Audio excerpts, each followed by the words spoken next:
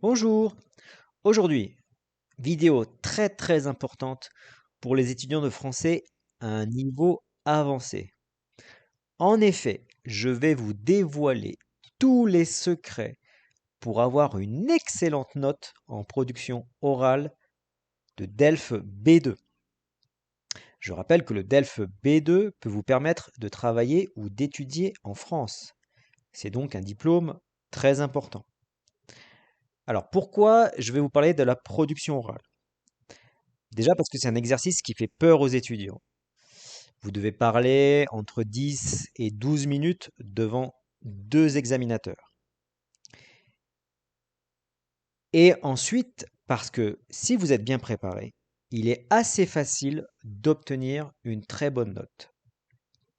Je sais de quoi je parle. J'ai été examinateur d'ELF à l'Alliance française de Monterrey pendant 3 ans. Alors d'abord, numéro 1, la description de l'épreuve. En fait, vous entrez dans une pièce, vous avez des textes cachés et vous devez choisir deux textes, d'accord? Vous regardez les textes et vous prenez celui qui vous semble le mieux adapté à vos connaissances. Donc, vous allez dans une autre salle et vous avez 30 minutes de préparation. Ensuite, vous allez devant les examinateurs et ça se passe en deux parties. Il y a d'abord un monologue suivi où vous présentez le texte et vous devez parler durant 6 ou 7 minutes. Puis, en fait, les examinateurs vont vous poser des questions. Et en fait, c'est un débat qui dure entre 5 et 6 minutes. Deuxième point, nous allons voir la grille d'évaluation. Très important de connaître la grille d'évaluation. C'est important de savoir comment notent les examinateurs. Donc, on va regarder la grille ensemble, mais déjà, vous pouvez constater que le monologue suivi vaut 7 points, le débat vaut 6 points, et tout ce qui concerne la grammaire, le vocabulaire et la prononciation vaut 12 points. Regardons en détail cette grille d'évaluation. Alors voilà la grille. Premièrement, donc le monologue suivi sur 7 points, défense d'un point de vue argumenté. Peut dégager le thème de réflexion et introduire le débat. 1,5 points. Peut présenter un point de vue en mettant en évidence des éléments significatifs et ou des exemples pertinents. 3 points. Peut marquer clairement les relations entre les idées, tous les connecteurs, etc. La suite logique en fait de votre argumentation, 2,5 points. Le débat, 6 points, peut confirmer et nuancer ses idées et ses opinions, apporter des précisions. 3 points, peut réagir aux arguments et déclarations d'autrui pour défendre sa position. 3 points. On verra ça en détail plus tard dans la vidéo. Et pour l'ensemble de l'épreuve, donc ça c'est votre connaissance du français, le lexique, étendue et maîtrise, possède une bonne variété de vocabulaire pour varier sa formulation et éviter des répétitions. Le vocabulaire est précis, mais des lacunes et des confusions subsistent, hein. Ça veut dire que ça peut pas, c'est pas non plus parfait, c'est pas grave. 4 points. La morphosyntaxe, contrôle grammatical, malgré des petites fautes syntaxiques, 5 points. Ça, c'est la grammaire en fait, les accords, la conjugaison des verbes. Et maîtrise du système phonologique, a acquis une prononciation, une intonation claire et naturelle sur 3 points. Ça, c'est votre prononciation en français. Donc, si vous faites attention euh, aux lettres finales, par exemple, de ne pas prononcer les lettres finales muettes, etc., etc. Alors maintenant, nous allons voir un exemple de texte. C'est un sujet officiel hein, de production orale de DELF B2. Alors, violence, les écrans en accusation. Une question complexe qui ne semble pas près d'être résolue. Ce n'est plus une vague, mais un raz-de-marée. En Europe et aux États-Unis, les associations familiales et de téléspectateurs, les instances de régulation, voire les chaînes elles-mêmes, s'inquiètent de l'impact de la violence des films et séries télé sur les enfants, avec chiffres et expérimentations à la rescousse. Comme cette enquête de Columbia University qui explique qu'un enfant regardant la télé plus de 3 heures par jour risque 5 fois plus qu'un autre d'avoir un comportement violent à l'âge adulte. Ou encore, comme ces tests canadiens démontrant que le degré de la violence acceptée par les jeunes est plus élevé que celui d'un adulte. Face à certains experts pour qui la télévision est responsable de tous les maux, d'autres, comme George Gerbner, pionnier américain des études télé, osent rappeler que l'industrie du film et les exigences mercantiles sont à l'origine du phénomène. L'homme n'a pas attendu la télé pour tuer, ironise l'universitaire Richard Tembrele. Le problème, complexe, exige des réponses forcément nuancées et la responsabilisation des familles et des parents, eux-mêmes bien souvent en crise. Et puis il y a Internet, un mal chasse l'autre. Jean-Yves Labbé, Le Monde, du 3 mai 2003. Alors numéro 4 maintenant, je vais vous dire ce qu'on attend de vous pour le monologue. En fait, vous devez faire une introduction, un plan et une conclusion. Je vous conseille d'ailleurs d'écrire l'introduction pendant la préparation des 30 minutes, plus des arguments, mais on va voir ça après. L'erreur des étudiants, c'est de croire qu'ils connaissent un sujet et qu'ils connaissent suffisamment le français pour parler directement avec les examinateurs. Quand vous faites ça, vous tournez en rond, vous parlez de la même idée de différentes manières et ce n'est pas organisé. Donc vraiment, vous devez faire un plan avec d'abord l'introduction, le plan en deux parties et la conclusion. Je vous explique tout ça. C'est là les vrais conseils pour la bonne note. Alors d'abord l'introduction. Elle doit comporter 4 P. C'est quoi ces 4 P? C'est une règle pour vous rappeler que vous devez faire d'abord une présentation, le premier P. Présentation, vous abordez le thème général, vous indiquez la source, vous mentionnez l'auteur, si c'est indiqué évidemment, et la date de parution. Exemple sur notre texte, il s'agit d'un article écrit par Jean-Yves Labbé, publié dans le journal Le Monde en date du 3 mai 2003.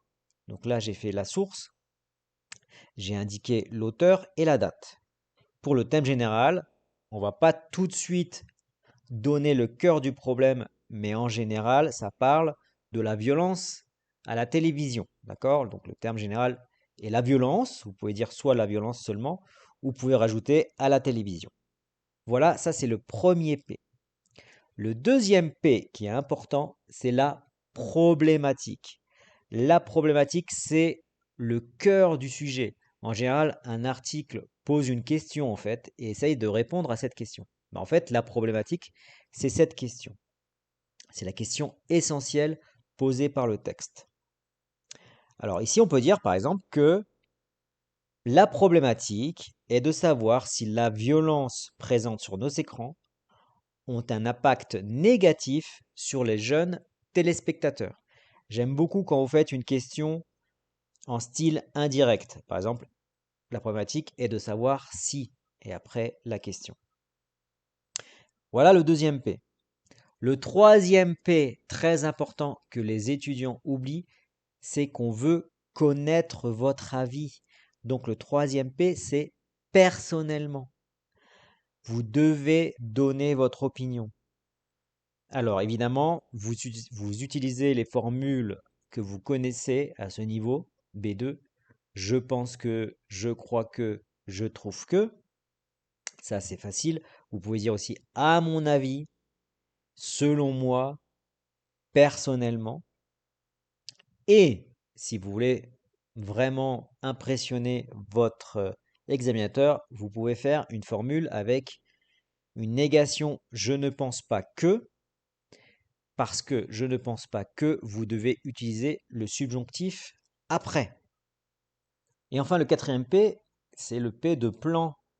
C'est pour annoncer votre plan dans l'introduction. C'est souvent un plan par opposition, c'est-à-dire deux parties contraires en fonction de la question de la problématique. Oui, non, pour, contre. En général, votre avis est développé dans la deuxième partie. D'accord? Et ça, tout ça, vous l'écrivez pendant la préparation de 30 minutes. C'est vraiment un conseil que je vous donne. Donc, par exemple, l'annonce du plan, ça peut être dans une première partie, nous allons voir pourquoi la télévision peut provoquer, par exemple, des comportements violents à l'avenir pour les jeunes téléspectateurs. Puis dans une deuxième partie, nous expliquerons que finalement, cette violence présente à la télévision n'a pas forcément de conséquences sur l'avenir des jeunes. Voilà, donc vous avez fait deux parties contraires. Et la deuxième partie, ça représente votre opinion. Très bien. Ensuite, pendant votre préparation, vous n'avez pas le temps d'écrire le plan. Donc, je vous conseille de faire en fait une séparation dans votre feuille. Première partie, deuxième partie, argument pour, argument contre, oui, non, etc., etc. Vous faites des petites flèches et vous trouvez, allez, trois arguments et un exemple pour chaque partie. Alors, on va regarder ça ensemble. Vous pouvez vous aider du texte, évidemment, mais vous avez aussi votre connaissance de la télé. La télé, franchement, c'est assez facile de trouver des exemples avec des séries violentes ou bien des contre-exemples avec la télé qui éduque, etc., etc. On va regarder ça ensemble. Alors, par exemple, dans les arguments pour, c'est-à-dire pour la violence en fait de la télé, en fait, vous pouvez utiliser l'argument du texte sur l'enquête de Columbia University qui explique qu'un enfant regardant la télé plus de 3 heures par jour risque 5 fois plus qu'un autre d'avoir un comportement violent. Évidemment, vous ne devez pas faire de paraphrase, c'est-à-dire vous ne pouvez pas répéter telle quelle la phrase, mais faire votre propre phrase avec cet argument. D'accord? Ou évidemment aussi juste après les tests canadiens démontrant que le degré de la violence accepté par les jeunes est plus élevé, c'est-à-dire que les jeunes tolèrent plus la violence en fait qu'un adulte quand il la regarde à la télévision de nombreuses heures. Donc déjà là, vous avez deux arguments. Il ne vous reste plus qu'à trouver un argument, un exemple. Troisième argument, vous pouvez dire qu'on voit le comportement des enfants qui sont modifiés en regardant des programmes violents. Par exemple, des enfants qui imitent des scènes de combat qu'ils ont vues à la télé quand ils jouent avec leurs amis. Ça peut être voilà un argument. Et enfin, les exemples. Soit vous inventez un exemple, soit vous prenez un vrai exemple dans votre famille, par exemple d'un petit garçon voilà, qui a modifié son comportement.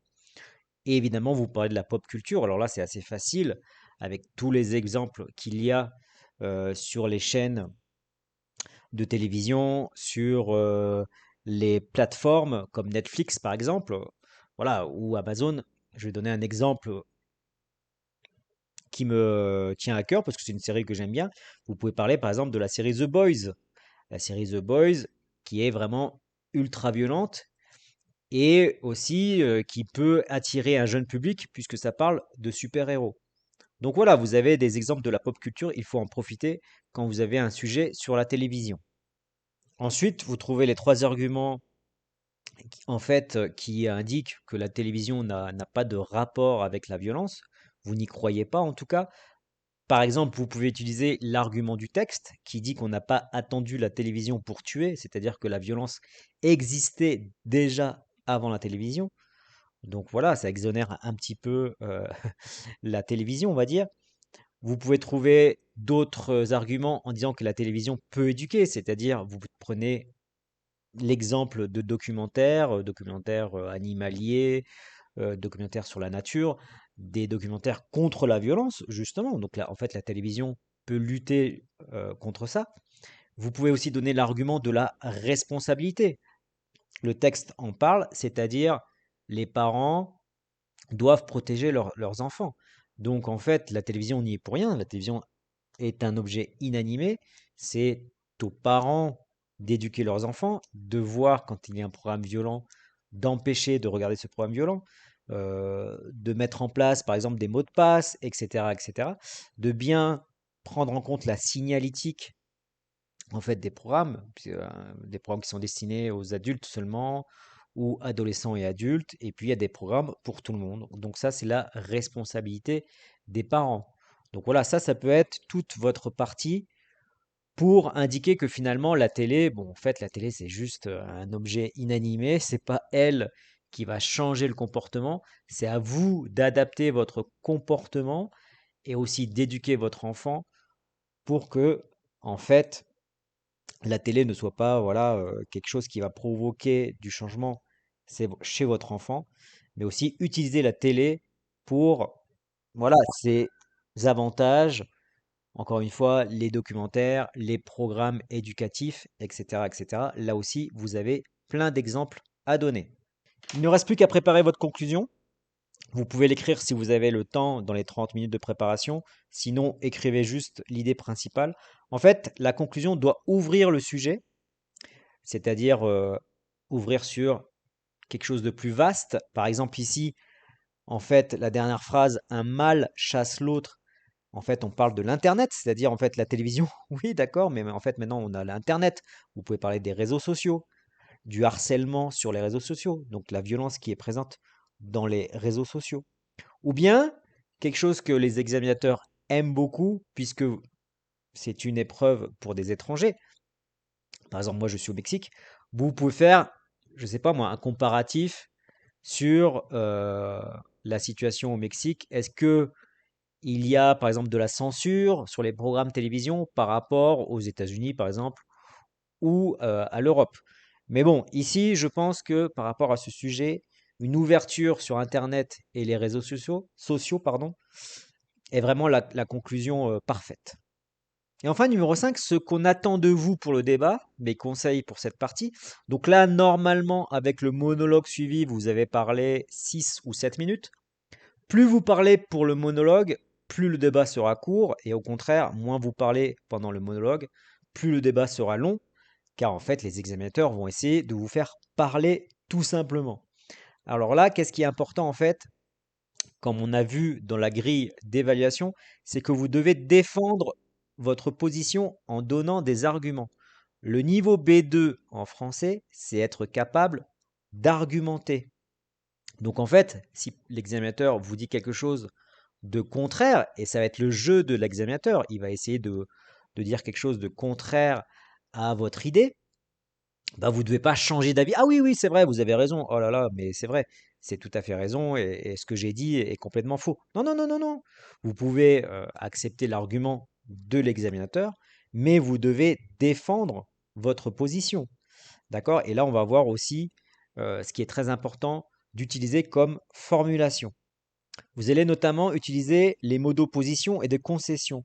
Vous allez utiliser des mots comme toutefois, cependant, malgré, néanmoins. Je vous donne un exemple. Vous pouvez dire à l'examinateur, je comprends votre position, toutefois, je pense que.